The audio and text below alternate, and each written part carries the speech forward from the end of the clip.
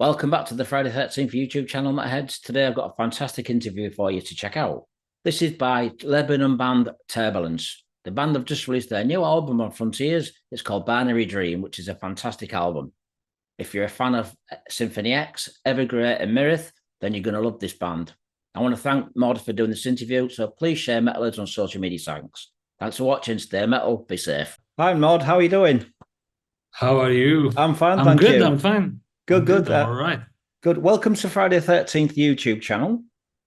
Thank you. I've been watching your YouTube channel a lot these days. Oh, you've been Over the watching last you've been watching my month. channel, yeah? Yeah. Okay, cool. Thank you. Have you subscribed? Yeah, I think I did. I Thank you. totally forgot to subscribe sometimes, but excuse me if I didn't. Please, Excuse me if I didn't. please do. So, Yeah. okay then. Listen. So, we're talking to Maud from the band Turbulence from Lisbon. Thank you for doing this interview with my friend. So, I'm going to ask you some warm-up questions first. As a Yeah. musician, what came first? What inspired you to be a musician? Being a keyboard So, player. yeah, I started actually as a guitar player. Okay. And that's a funny story. I always like to tell that I used to get jealous of my brother because he's playing guitars. And I used to look at him like, that's really cool. I mean, I want to play guitar too. And I kind of got we had two guitars, acoustic guitars at home, and like we always jammed. And back in the day, I was more into pop and kind of the old rock music. And I listened to a lot of Beatles and kind of Elton John era too. Until actually I fell in love with the metal keyboards that I listened to with my brother, which is what started basically with Children of Bottom. And like those keyword souls, like fast stuff and all of that, I was like really interested in it. And then I started like experimenting with a small keyboard that my parents got me. And that evolved for me to like practice more, be like more strict with my practicing in the early day. And I was like around 13 years old, let's say 14 years old. And by that time, it started to making some local gigs with some bands here in Lebanon. And yeah, that's where I actually knew that keyboards is my favorite instrument, and I'm gonna stop playing guitar, just play keyboards and practice more songs with more bands. Yeah, till a certain point where I fell in love with Dream Theater, and there where I actually like got really into the keyboard world and like learned a lot from Rudis and learned a lot from other keyboard players in the metal community, especially from the symphonic power metal kind of community, because it has a lot of orchestration, a lot of sounds, a lot of keyboard stuff going on. So yeah, that's basically how I got into keyboards. Do you actually still play guitar? Yeah, I had a I had a cover band for Opeth like years ago. Oh yeah. We made a concert here in Lebanon. Yeah, I played guitar, literally guitar and keyboards on stage. I was super proud of myself. I can simply split between the keyboards and the guitar in the same song, and that was pretty awesome. So That is was you awesome. say your brother's a guitarist? Has he actually been in Turbulence with you at any point in the early stages? You mean me playing guitar? No, you say you had a brother that plays guitar. And no, he's actually he had it as a hobby. So it's like it's hobby for him. He actually growls too, and he likes a lot of type of metal, and he has it as a hobby. And I actually turned out to be the musician out of the two of us. So yeah. So, but besides Rude Marsden on keyboards from Gene Theatre, was Kevin Moore, was he a big inspiration for you, and Derek Sheringham?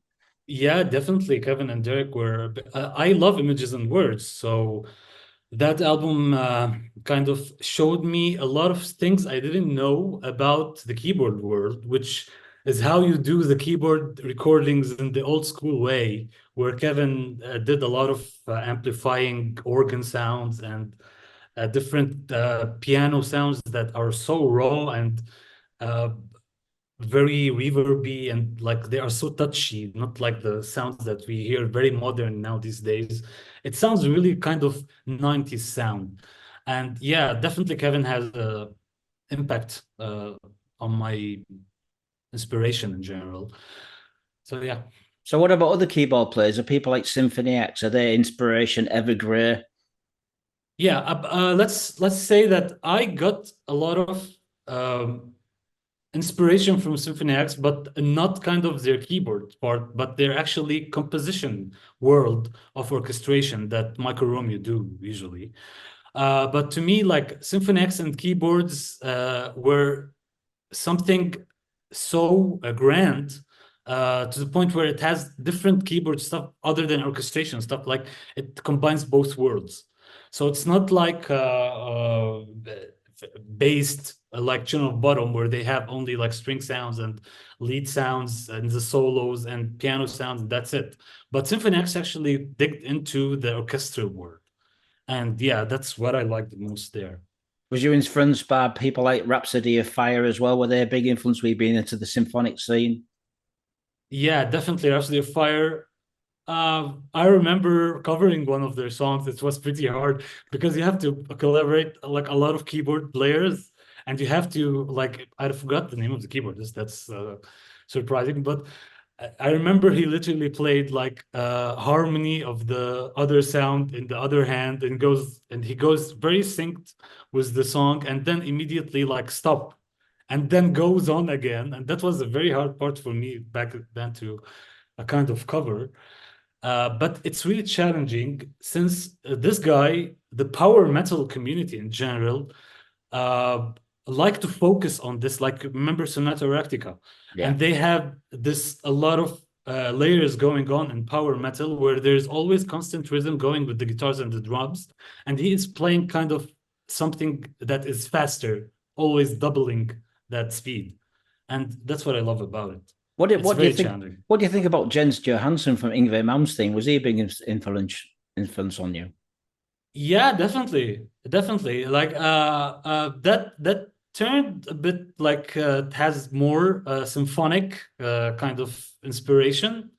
Uh but I as more as I grow, like now I'm 32, I have this kind of tendency toward lead sounds more than like orchestral sounds as a keyboard player that I like to program. That's why I found these keyboard players as an inspiration, but not in my modern world, or let's say the modern world of Turbulence that I deliver keyboards in. Okay then. So what was the very first band you was in before Turbulence? Did you record any albums or anything, demos? Yeah, I had a friend with Amadeus Awad. He's a guitarist in Lebanon, and he was doing an album, and I actually collaborated on his album as a keyboard player.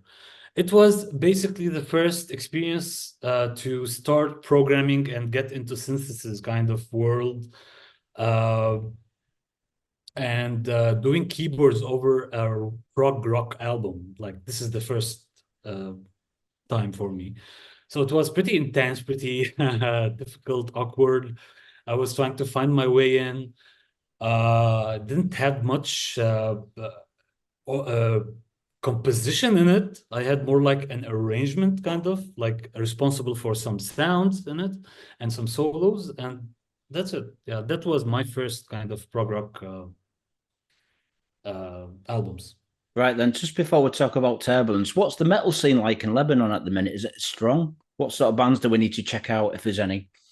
Yeah, there's a lot of new bands coming, and there was like old bands that stopped, and the metal scene in Lebanon is, let's actually go back more. The music scene in Lebanon is actually not as alive as other music scenes, but we have uh, a lot of talents, and those talents are trying to make their way into a lot of different areas, and let's say different countries, uh, because here the support of music and art is very low. It's more based on the traditional Arabic music that the Lebanese people have. And the support is going to that part of the music scene. Metal bands in general in Lebanon are very diverse, and there's a lot of talents. Uh, Mostly my favorites would be like Chimera. There's the Fanemy band. Uh, there's a rising all girls metal band called Slave to Sirens from Lebanon, and it's like pretty diverse with thrash metal, gothic metal, and black metal. There's a lot of genres in Lebanon, and some of them traveled out of the country and now doing their own records out there. So yeah, basically that's it. In other words, few are kind of the prog metals in Lebanon, and kind of that's pretty cool for us to have the privilege for it. And we wish like it grows more and more with other bands from here, and that would be amazing actually to have more metal bands from Lebanon. Yeah. Right then. So the name Turbulence, who came up with the band's name and how did you guys get together? Okay, so remember in 2013, I was in my own home studio back with my parents. I was like in my room, cozy, trying to create some tunes and melodies. And I was all around the keyboard and trying to record a lot of things. And suddenly I had this riff coming up, and I had this Facebook page open, and there was on my friend list Alan, the guitarist of Turbulence, and I never actually spoke to him. And it was like, hey man, do you want to check this track for me? Like I just made it.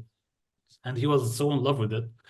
And then he actually sent me a guitar line over it. And it kind of evolved to, okay, let's meet, let's jam, blah, blah, blah, have this connection. And I'll tell you that jam went around 2 hours of covering Dream Theater songs. That would be like 2 songs then, wouldn't it? Yeah. No, actually, we played like small parts of all the songs. Right. But yeah. We were so inspired. We were so like in love with the process. So we finished the rehearsal, sat down with each other, and like, we're gonna make a band and we're gonna call it something. So what do you want to call it? And we're like thinking out loud about our interests. Kind of one's loving math and one's loving physics, one interested in chemistry and sciences and all of these geek kind of interests. And we decided to call it from the term turbulence. We found it very attractive and intriguing and very mad for a band name. So yeah, we went for it. They say the name Turbulence, a lot of people think it's trance music. A trance music. Oh, with the name called Turbulence. A different thing. Yeah, I know, but I expected a different thing because there's a lot of reggae bands on Spotify now. You can see that they're called Turbulence, and that's when people mix up with us and them, and tell me, yo, the reggae band. No, actually, it's prog metal band. It's different kind of genre. Yeah, it's a couple of bands that I'm really, really influenced by, that prog metal bands. I'm a big Fates Warning fan, but I also like a band called Psychotic Waltz. I don't know if you know those guys. Yeah, I know these guys. Yeah, it's pretty good. Yeah. So the first album or EP, Disrequiem. That's a real long title. You got to say it when you're drunk. Okay. Who came up with the name? I mean, 2015. We didn't came up with that when we were drunk, but it was based on the concept of kind of finding an equilibrium and not finding an equilibrium in kind of the daily life and daily struggles of a scientist. And that actually came from the word turbulence too, where we talk about a specific Russian scientist. I totally actually forgot his name, but I remember his first name is called Richardson. And that's why we had a song called Richardson's Nightmare. Right. And that song, the riff in it, is what I sent Alan, like in the beginning of the, I'm saying in the beginning a lot these days, in the beginning of the story. So this album is called Disequilibrium. And you can spell it in 2 words, dis and equilibrium. So that's, is this easy for you to... It's very hard because I remember reviewing your new album and I was trying to say that title. It was like this, give up, kind of trying to say the name. It's I mean, it was only a 6-song EP. It was an EP, or it's like 48 minutes, wasn't it? And it was released on your own. You put it out yourselves. Yeah, exactly. It wasn't a record label release. It was like self-titled self-album release. And it took a lot of efforts, a lot of money. It was the start of Turbulence, so it has a lot of try and error stuff in order to learn kind of and do a proper kind of form of an album. So we enjoyed this album as much, but like if you look, and now you're gonna ask about it probably, but if you look between the difference between like Disequilibrium and Frontal, there's a big difference. There's a wider difference, and you kind of feel it's a different band almost, because the sound changed, the musicality changed, the arrangement changed, even the production as a spectrum, as when you hear it, it all kind of shifted into another level. Did it sell well? Was it available on Bandcamp? Can people still get this? The first album, this is Yeah. this thing. Yeah, that one. Yeah, that one. Yeah. It's now available on Bandcamp. Yeah. Right. Okay. The 3 albums right now are available on Bandcamp. Right then, because your first EP or your first album had a different bass player, Charles. Why did he leave the band? Yeah, we had this a lot of circulation of bassists in our band, because no one had like this ability to before to write kind of any good bass lines, practical bass line. And on top of that, it's a recording process. The recording process is a bit tricky, and you need tight musicians. And this is the difficult part we had. We love Charles, definitely. We had our Dream Theater tribute concerts with him, that are actually, that we didn't talk about yet. But these 4 Dream Theater tribute concerts were pretty awesome, pretty like good start for us. And we had the chance to play with a lot of musicians other than the like recent formation of Turbulence. We had other musicians coming in, and Charles was a good addition to the band. But we have our problem with the consistency, the recording process, the composition process, which is also a hard thing in the prog world. So yeah, that's basically it. So, what songs are your favorites from the first EP?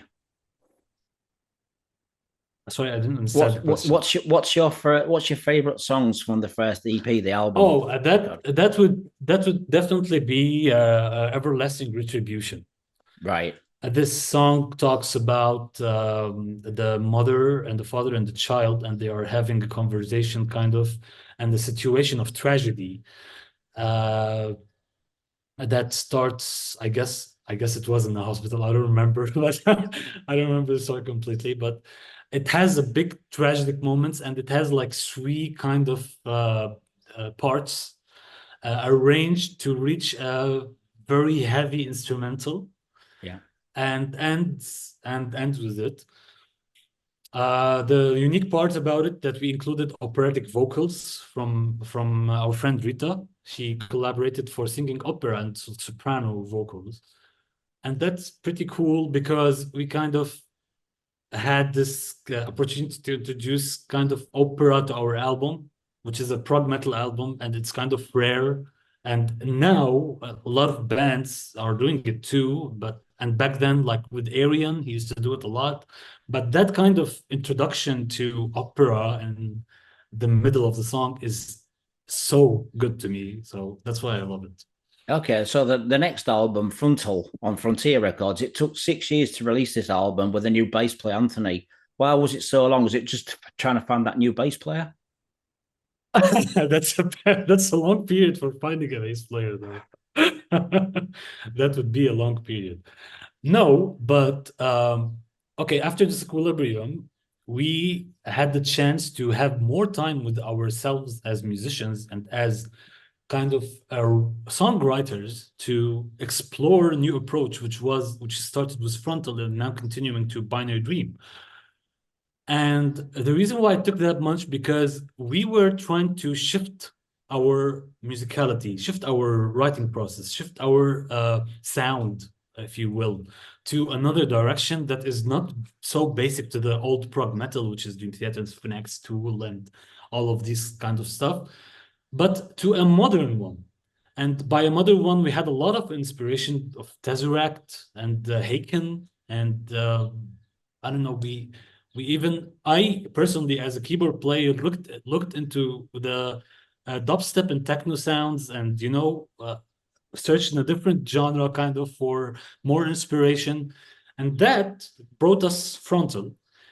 It's a work of 6 years, let's say, but it wasn't like Binary Dream. It was more exploration to find this new sound for Turbulence. Right then. But then, you can tell that after Frontal, we had a 2-year gap for Binary Dream, and this is where you can say that this is kind of having a stability in the writing process.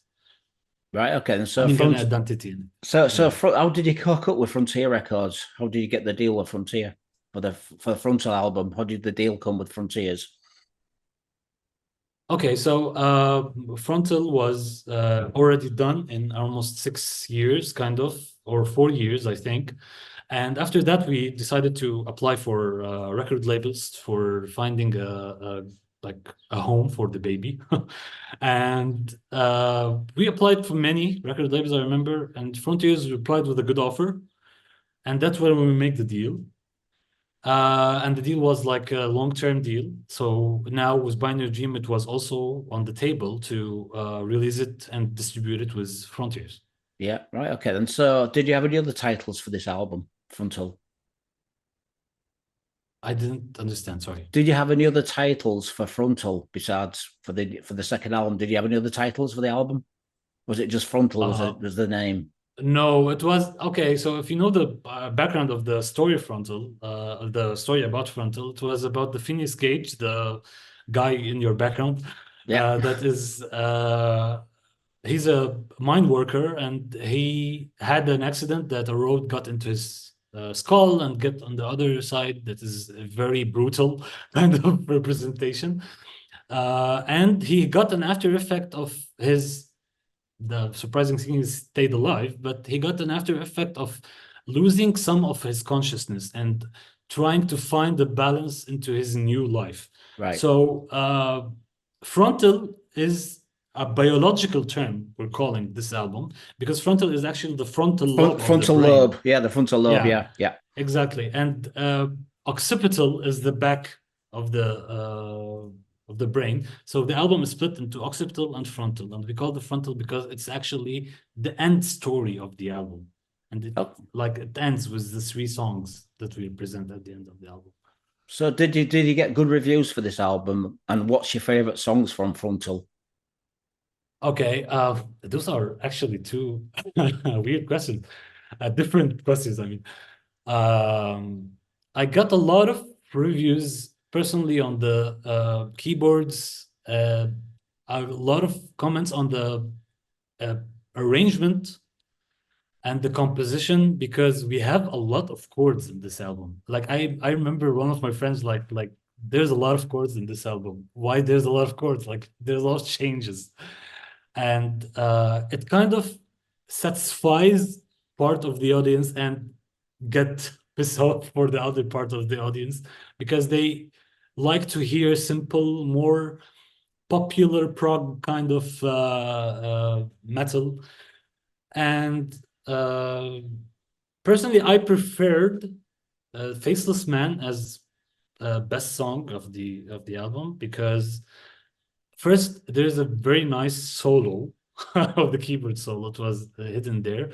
And the emotions at the first of the song and the delivery of vocals and melodies, all together with the progressive rock rhythm that is in there, make a very beautiful combination. So it turned out to be a very, very nice ballad song. Okay, then. So we're going to talk about the new album. This one, Binary Dreams. So, okay, you're hiding his face though. So, who came up with the title for this album? Okay, so I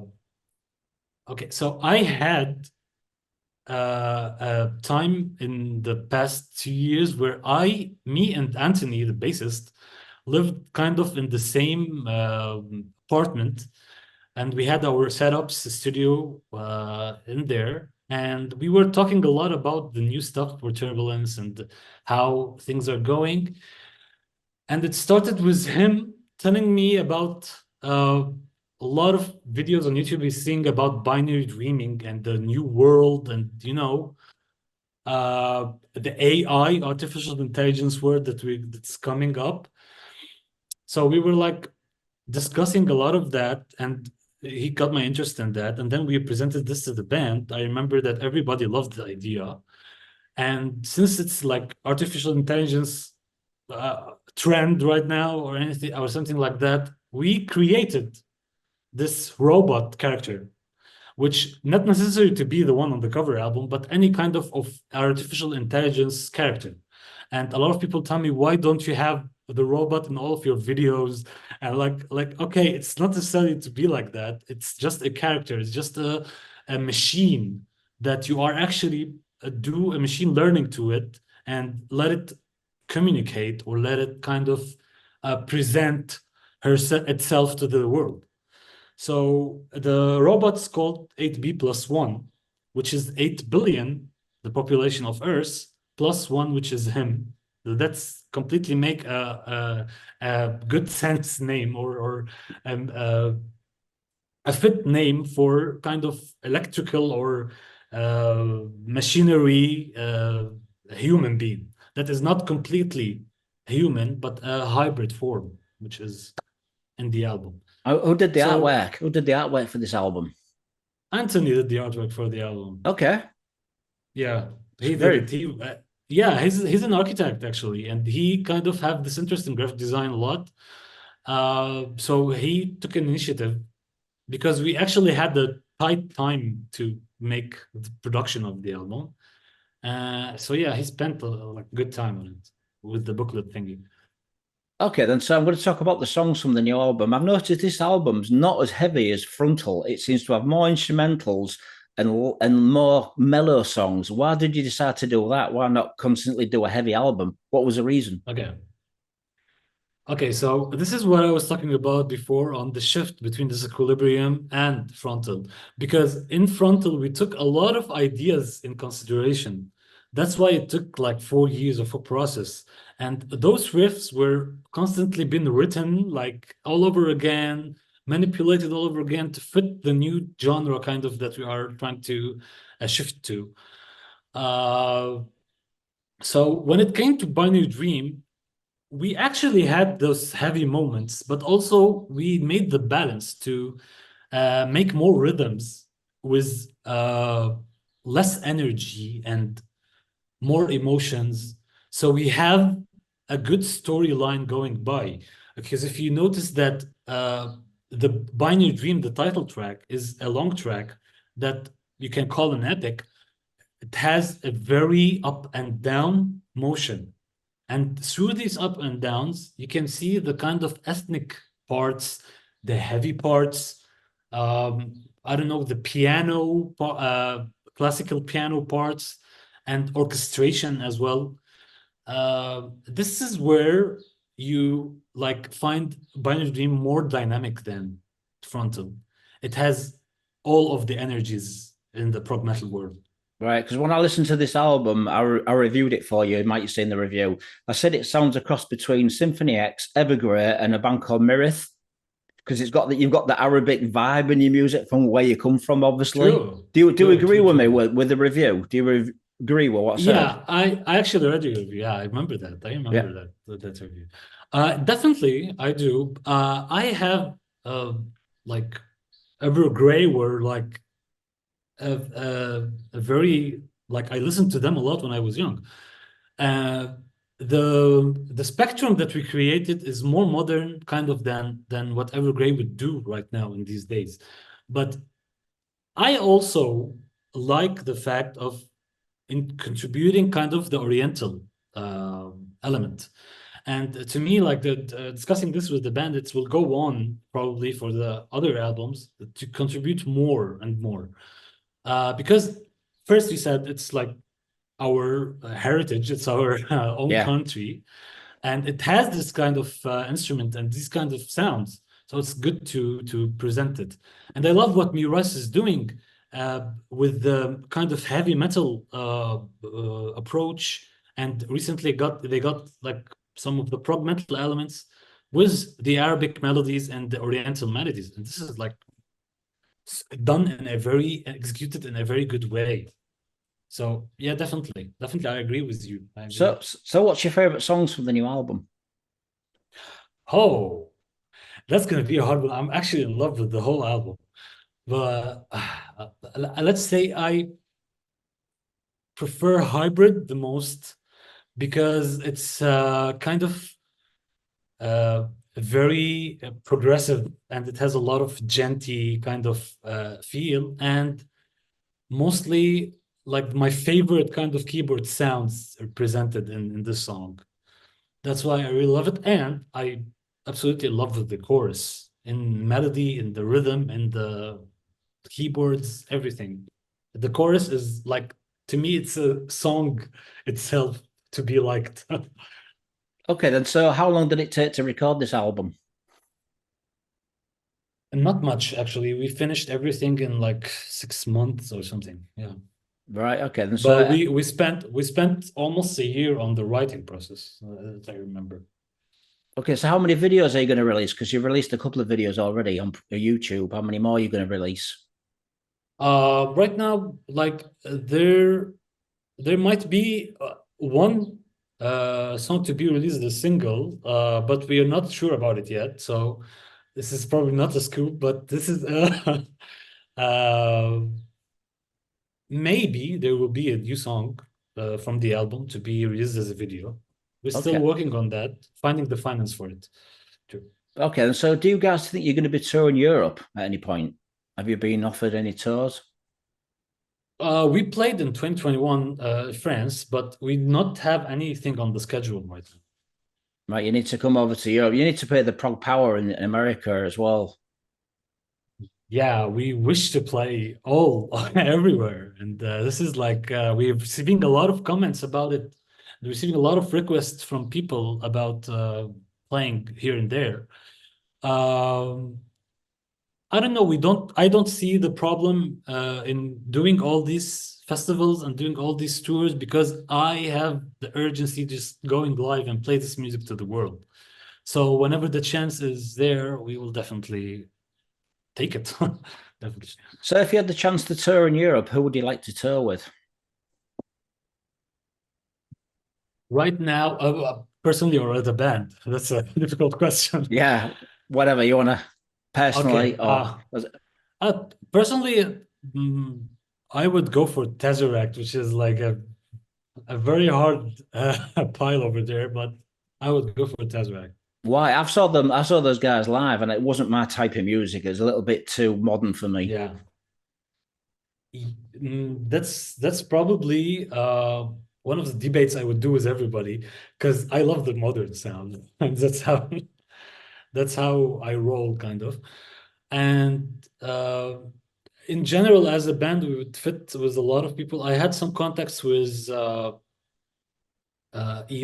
I had some contacts with Scar Symmetry, and I hope we get some like touring buddies over the next years. I mean, there's quite a few bands on Frontiers like Lalu. They're a great band. Definitely, yeah. I had also I've been a fan for Pagan's Might for a long time, and Vanden Plas too. Yeah, I know those guys. Yeah, I'm friends with them. These are like this is my young playlist. I was like 17 years old, 18 years old. I don't remember that much, but Pagan's Might was rolling in my headphones. And there is also the guys we toured with. No, sorry, we went live with and ready for Prague, Seventh Wonder, and I'm friends with their keyboard player too. It was really nice. It was really nice to meet these guys and know that we had the same kind of label at the time. So yeah. Awesome. So, Mod, I'd like to thank you for doing this interview. Do you have anything to say to the people watching this on YouTube? Yeah, thank you so much for having me first, and greetings also from the whole band Turbulence. And I would like to tell everybody thank you for checking the new album and listening to our music. and keep the comments and feedback coming. We would love to hear it and hear Europe. Yeah, I got you. Cheers, brother. Thank you for checking out my channel. Take care. You're welcome. Cheers, Bye-bye. thank you. Take Thank care. you, Nod. Bye-bye.